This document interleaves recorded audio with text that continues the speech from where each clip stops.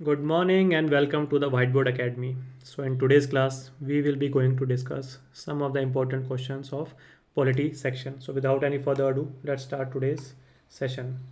The very first question is regarding Attorney General of India, Article only 76.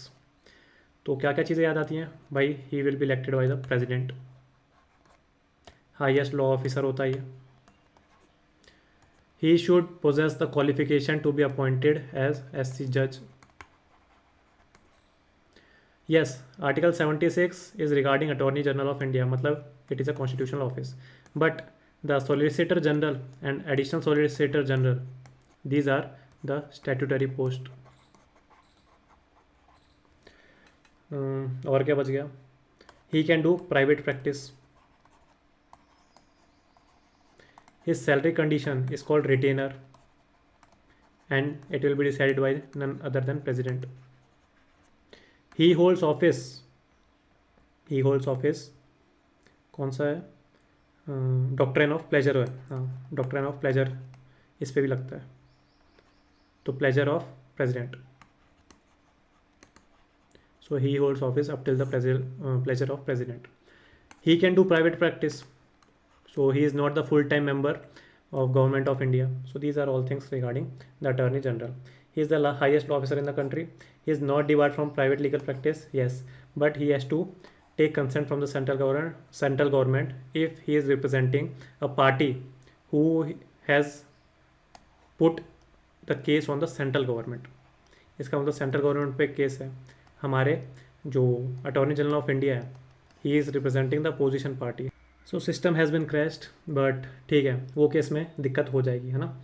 So he is not debarred from private legal practice. Yes, he is the highest law officer. Yes, he should not defend the accused in the criminal cases without the permission of government of India. येस, यही मैं बता रहा था. सो 1 2 3, because criminal cases में सामने कौन होता है? हमेशा यूनियन ऑफ इंडिया या स्टेट गवर्नमेंट हो जाती है ना. सो इसीलिए he can not defend the accused in criminal cases without the permission of government of India. Attorney general से मुझे एक और चीज़ याद आ रही है. कुछ कंटेम्प्ट ऑफ कोर्ट अगर हमें चलाना है प्राइवेट इंडिविजुअल, मतलब एक प्राइवेट इंडिविजुअल को कंटेम्प्ट ऑफ कोर्ट, या तो कंटेम्प्ट ऑफ कोर्ट या तो ब्रीच ऑफ प्रिविलेज, ऐसा कुछ है, कुछ चलाना है. सो AGI सैंक्शन इज़ रिक्वायर्ड. एक बार देखना ये चीज़ जाके, और अगर आपको याद है तो अपने दिमाग में वापस रिवाइज करना. The next question is regarding the right to education act. क्या बोल रहा है? It provides free and compulsory education to all children between the ages of 16 to 14 years. It is indeed correct. All private schools must keep 25% of seats reserved for children belonging to economically weaker section of society. It is indeed correct. So both are correct statement. Official language के बारे में पूछा गया है हमसे. Article 343 of the constitution provides that Hindi in Devanagari script and English shall be the official languages of the Union of India. So it is incorrect statement. Only this particular part is correct, and rest English is the official language of India. Is the base is the official languages act of I think 1956. इतना याद नहीं है, पर official languages act है, इतना पता है. So via this act English has been made official language of union of India. और कॉन्स्टिट्यूशन में क्या लिखाया था? कॉन्स्टिट्यूशन में लिखा गया था कि Hindi in Devanagari script with the Roman numerals and plus up till 15 years English will be official language. तो एक जैसे 15 साल हुए दिक्कत हो गई, सो बाद में हमको करना पड़ा. तो ये 60 कुछ होगा, 1965 या ऐसा कुछ होगा ये, है ना, 15 साल बाद. तो So Article 345 declares that the state legislature can declare only one language as an official language. ये तो बिल्कुल इनकरेक्ट है. आपने सुना भी होगा अपने स्टेट्स में कि some states has more than one official language. So correct answer is neither one nor two. 3 portals are given. E-Samiksha is the real-time online system for monitoring and follow-up action on the decisions taken by the central government with respect to the implementation of important government programs. So yes, E-Samiksha portal definition is correct. The CPGrams provides the facility to lodge a grievance online from any geographical location. It is indeed correct. Itat-e-Dwar aims at assessing the states, UTs and central ministries on the efficiency of e-governance service.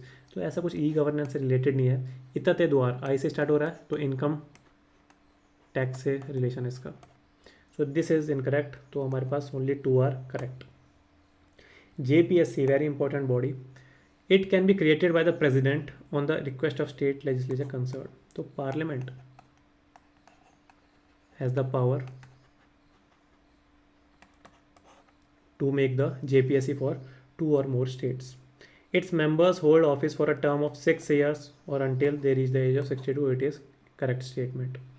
It represents its annual report to the president by Joint Public Service Commission has been formed for the states, है ना. 2 states अगर कोई आके हमसे बोले union से कि भाई हमारी JPSC बना दो, तो parliament will create it.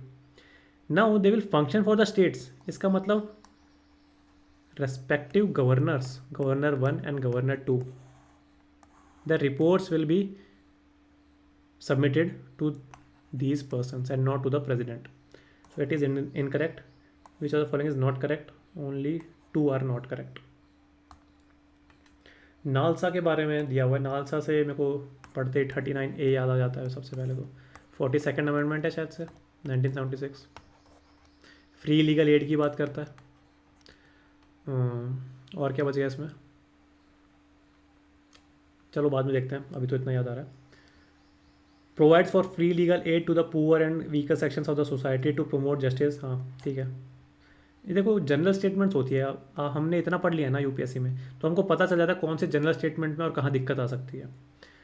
The executive chairman of the authority is the chief justice of India. नहीं, मेरे को जहाँ तक याद आ रहा है चीफ पेट्रॉन होता है कुछ, जो चीफ जस्टिस ऑफ इंडिया हमारे होता है ना कुछ, वो पेट्रॉन या पेट्रॉन इन चीफ ऐसे करके कुछ होता है. A women is entitled to free legal aid irrespective of their income. Yes, so answer is 2. The next question is regarding the RTI Act of 2005. Private organizations that are involved in performing public duties or providing public services can be considered public authorities.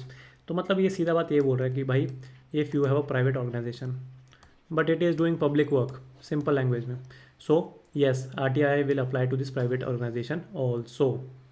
So can be considered as public authority. This private organization will be considered as public authority in the eyes of RTI. It mandates that information sought by citizens must be provided within 15 days of working. बताया तो था 30 days, 1 month में ही provide करनी पड़ेगी. और अगर किसी की जान को नुकसान हो रहा है तो शायद 3 days या 72 आवर्स में होती है. ये देख लेना एक बार. So this is incorrect. Correct only 1. इनमें से we have to decide which of the following is correct. The central information commission is a constitutional body. नहीं भाई, CIC एक्ट आया था 2005 में या 9 में, कुछ ऐसे आया था. 5 में आया था I think. The right to information act contains provisions for creating understanding among the citizens towards this right. Understanding among the citizens towards this right, कुछ दिक्कत लग रही है पर ठीक है देखते हैं. The official secrets act 1923 was repealed by the right to information act of 2005. तो ये बिल्कुल गलत है. RTI will override Official Secrets Act if it is in general public interest. And section 8 of RTI ये क्या प्रोवाइड करता है? The exemptions, जैसे SPG. The CIC submits annual report to the president to be placed before houses of the parliament. CIC की report, जहाँ तक मुझे याद आ रहा है, गवर्नमेंट के पास जाती है, और गवर्नमेंट मतलब सेंट्रल गवर्नमेंट, यूनियन गवर्नमेंट. सो ये भी इनकरेक्ट है. हमको करेक्ट पूछा तो ये करेक्ट है. ठीक है, सो ये हमारे पास करेक्ट है. NFSA एक्ट है 2013 का, बहुत ही फेमस एक्ट है, बहुत बार पढ़ रखा है. इसके अंदर बहुत सारी योजनाएं हमने क्लब कर दी हैं. तो अंत्योदय अन्न योजना, ये पढ़ते मेरे को याद आता है 35 kg पर फैमिली, विदाउट कोई भी रेस्ट्रिक्शन नहीं है, कोई भी लिमिट नहीं है. ठीक है, सो अंत्योदय अन्न योजना. और वो प्रायोरिटी हाउस होल्ड को कितना मिलेगा? 5 kg पर मेंबर और पर मंथ. और कौन से प्राइस पे? राइस सबसे महंगी है 3 पे, देन 2 पे हमारी व्हीट आ जाती है, और 1 पे हमारे कोर्स ग्रेन या मिलेट आ जाता है. So this is incorrect. Priority household का बता दिया इसने तो 5 kg वाला. Pregnant women and lactating mothers are entitled to free nutritious meals under NFSA, बिल्कुल सही है। और कैश मैटरनिटी बेनिफिट मिलता है 6,000 का टू पार्टली कम है, yes this is also correct. So correct is only 2। तो ठीक है, हम मिलते हैं अगली क्लास में। इस क्लासेस के लिए इतना ही। होप सो आपके प्रीलिम्स की प्रिपरेशन अच्छी चल रही होगी। मिलते हैं अगली क्लास में इसी एनर्जी के साथ 10 न्यू क्वेश्चंस के साथ। तब तक के लिए goodbye and take care.